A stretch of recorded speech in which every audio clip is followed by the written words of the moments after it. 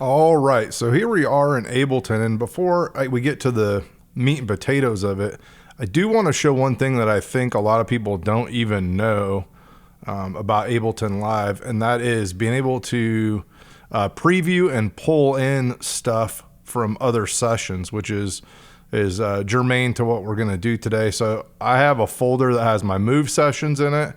I also have a folder that has my Ableton sessions in it, and you can actually go into, you have to set this up as a destination so you can be able to look at your sessions, but you can go into any project and open it up, and you can preview parts, clips.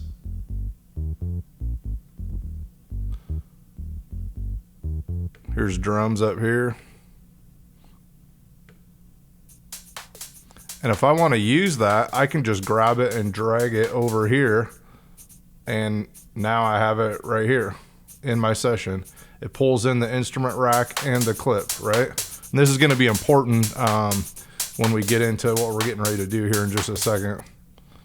So you can grab a track or a clip from any device, any session, whether it's, you created it on the Move or it's in another Ableton session. You can drag those tracks in.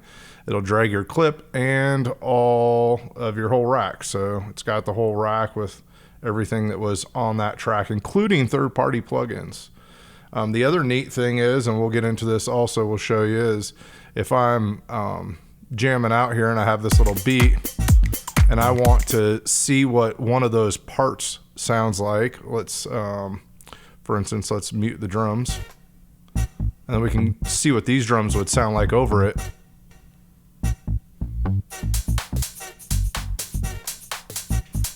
Which is handy for going and finding parts that work with other parts, which is exactly what we're going to do. We are going to, you could use any session that you are abandoning, or for instance, in this case, I have a lot of Move sessions that I've downloaded. Here's a dump of all my Ableton sessions.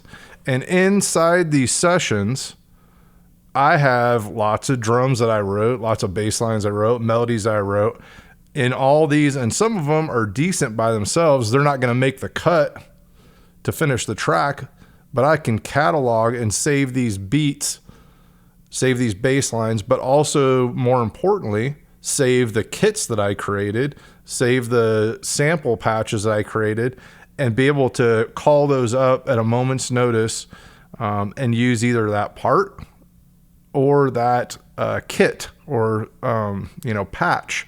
And since we're going to save the clip with it, that's going to enable us to preview it, to hear what the kit sounds like if we're just going to use the kit, or to preview what the beat sounds like with whatever project we're in, just like we did here. Let's just open up a random beat here.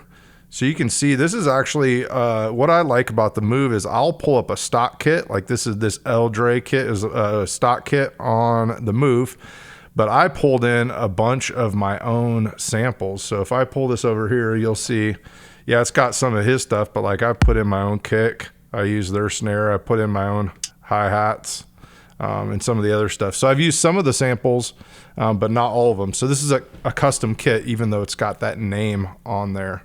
And let's just preview that beat. All right, so how are we going to catalog these and save them?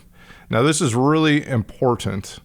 You have to save them in your user library. So let's go ahead and create a folder. I'm going to create probably a folder for drum kits. And let's just create one more, because I know most of what I want to save are bass patches and bass lines. All right. So it's really important that you do this inside the library. You can drag it into just a folder that you create, but it's going to create a big mess because it's going to want to save all those samples in that same folder, and the file structure is going to be super messy. So what we want to do is we want to be able to just drag this clip. You're going to drag the clip here into your folder, and now you see it's created the ALC file. This is really important. So let's delete this track, and now we're back to our regular groove here. Now, while this is playing, I can come over here, and because this is an ALC file, I can preview it.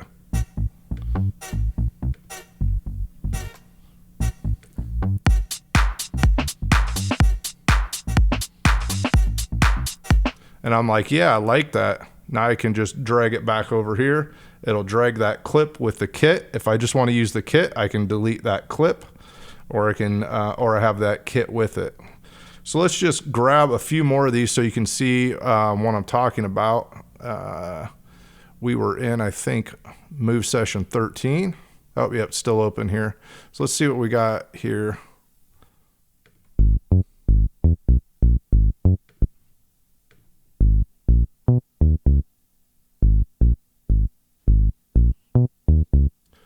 Cool, so I can drag it over here, and then I think there's probably an easier way to do this. If I had the session up, I could just drag it straight into the user library, but let's drag this into bases and patches. I'm gonna call this MBass, which is what this patch is from my Moog sample kit, which you can pick up a copy below for the Move or for the Octatrack or any multi-sampler. We're gonna call this Mass Bass. And now, like I said here, we can delete this.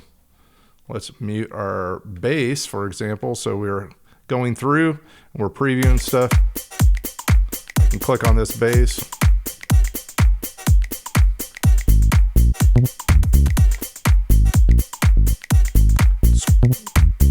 What I'd like to do is, as I'm saving these, I'm probably gonna, the bass lines and the melodies, I'm gonna try to save what key they were written in.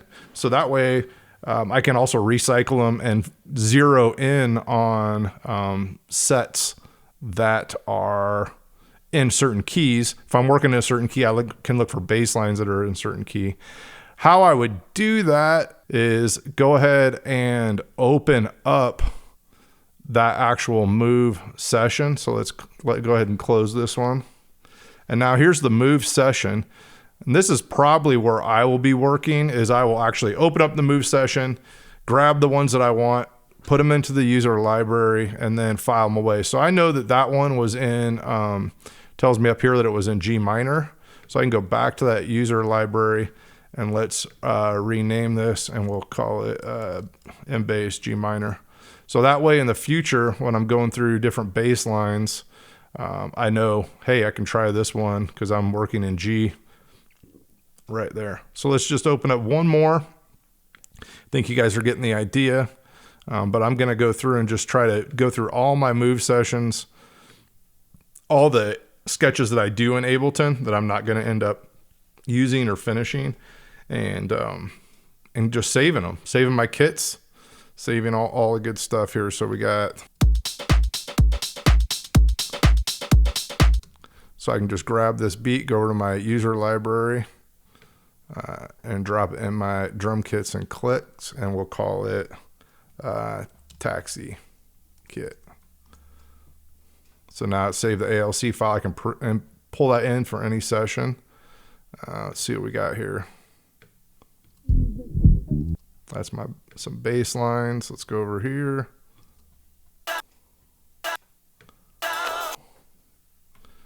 Oh, and that's another one I wanted to create. I have these ones with chops, so I can just go chop racks. And now I can do the same thing here. I'm going to drag this one in, and we're going to call this down G minor. So now next time I'm working in the key of G, I'll be able to find bass lines that are in the key of G that I've already written, or just be able to have a preview of that sound. I can also find racks that I've chopped up samples that are already in G, but maybe I didn't like the direction it was going, but now I can pull those into another session and use them alongside something that's already in G minor. So I'm building, as my mentor Demir always said, I'm building my assets. So I'm not wasting all those sketches that I didn't finish are not a waste. Like, the Michael Jackson rule, I think on Thriller, they only 10% of what he wrote for Thriller made it on the album. They wrote like 100 songs. So take those 90 tracks, those 90 sketches, those 90 tracks that didn't make it, and let's recycle and reuse and save all of our drum kits, all of our bass lines, all the patches that we made, all the chops, and get them into folders here where we can easily just, if I want to use this soul box that we kit here, I can just boom, drag it out. I have the kit. I have the thing I could take, kill this kit. And now I have, this kit over here.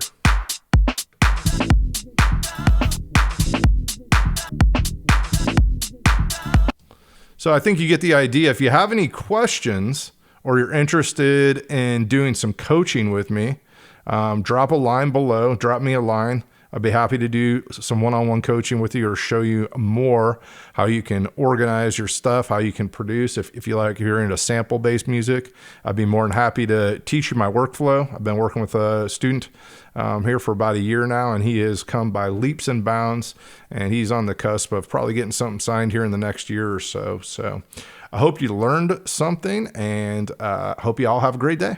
God bless.